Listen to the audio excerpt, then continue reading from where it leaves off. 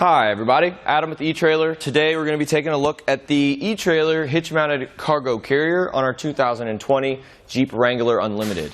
Before we start the video, I do want to let you guys know that if you are interested in this cargo carrier, you will have to purchase a hitch extender. We tried it without it, would not fold up whatsoever. So this one here is Curt, and it does add 8 inches from the edge of our existing hitch receiver to the edge of the new added on section. So everything we are saying today is going to be with this hitch extender in use. So just keep that in mind as we progress through the video. But this one is going to be a true 60 by 24. So we are going to get plenty of different items in here: coolers, generators, bags, whatever you really want. If you really have your Wrangler completely loaded down, plenty of people, even if you have stuff on the roof, having more space in the Wrangler, trust me, is a good thing. But you guys probably know better than me. But there is a couple things we could add to this if we wanted to. If you guys had stuff stacked up here and your taillights are blocked, we have a taillight kit that you can buy for the eTrailer cargo carrier, and also we have a license plate bracket as well. If you are blocking the license plate like you see here, we have those options, so that's awesome. Other options with this cargo carrier, other than just the folding up, we actually have a tilt away feature, which works really nicely with the extension on this Wrangler. So let's go ahead and pull these pins here. These come with the kit. You're going to get 2 of them, just like that.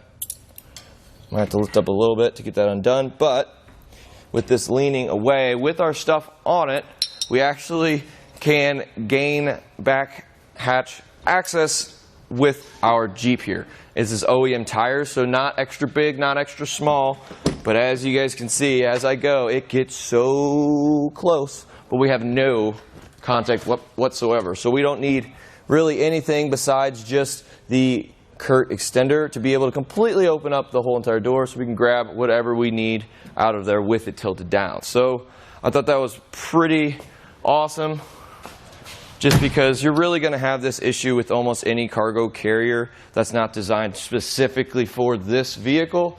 But luckily, if you just grab this extender, the eTrailer one works. So what we want to do now is just lift it back up and replace those pins just like that. The other one's just going to go up top here and just replace those pins. All right.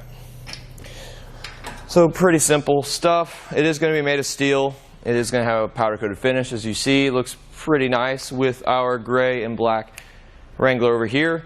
And it is going to get us about 500 pounds of weight capacity. So you should be good to load it all up. But just to note, with the Curt extension, it is going to cut our hitch capacity down 50%.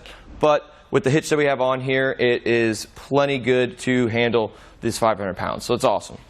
One thing that you guys need to take note, obviously with the extension, we add a little bit more length than just normal to the back of our vehicle. So let's check that out. From the edge of our bumper to the outermost point here, it is going to be about 49.5 inches, which is quite a lot, but it does sit up relatively high. So if you guys are planning on going off-roading, just know you have about 22.5 inches of ground clearance. That's plenty, in my opinion. Even if you're going extreme off-roading, you might have to take it out, but I highly doubt it. Other than that, I guess we can go over just it folding up and check and see how that looks. Just go ahead and just pull these pins again, like this. Once we have that up there, just go ahead and fold this up. So you can drive with it like this if you don't feel like taking all of that out. If you guys get to your destination, you don't really have a place to store it, you can just fold it up like so, and then replace our pins. Make sure you line that up real nice so it slides in there. And then we'll go ahead and put those in. One thing to note, if you guys do get to your destination, you guys realize that you really need to store it and take it out of your vehicle if you guys are just going on vacation for even a trail ride and you know you really don't need this cargo carrier in the back. There actually is another one that we made pretty much designed for that issue. It's the eTrailer folding cargo carrier. So you can, once you're done with it, pick it up, fold it up, throw it in your Jeep or even in the hotel you may be staying in. So if that's something you guys think would be better for you, check that one out too. We have a couple videos on it. Other than that, let's just look down at the shank. But before that, let's just see how close we are to our tire here, which is going to be about 7.5 inches. It's not really going to move any closer, so you don't have to worry about that. If you do have a rear view camera on your Jeep, it is going to be obstructed a little bit with this installed, but that's with most cases. So let's take a look down at the hitch receiver and, of course, our extension. But this is going to be only available for those 2-inch hitch receivers, so just be sure whenever you grab it to measure your hitch receiver. I'm sure you guys know. But other than that, it does come with an anti-rattle bolt, which the Curt extension doesn't. So all this movement that you're seeing now is just inside our actual receiver. So it's not really this cargo carrier.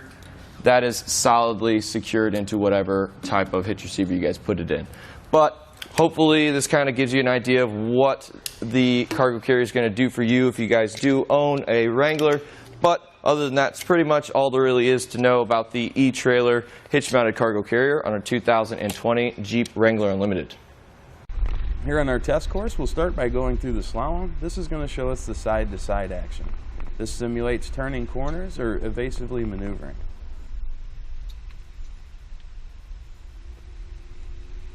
Once we get to the full speed bumps, we'll see the up and down action. This will be just like driving in and out of a parking lot, parking garage, or driveway.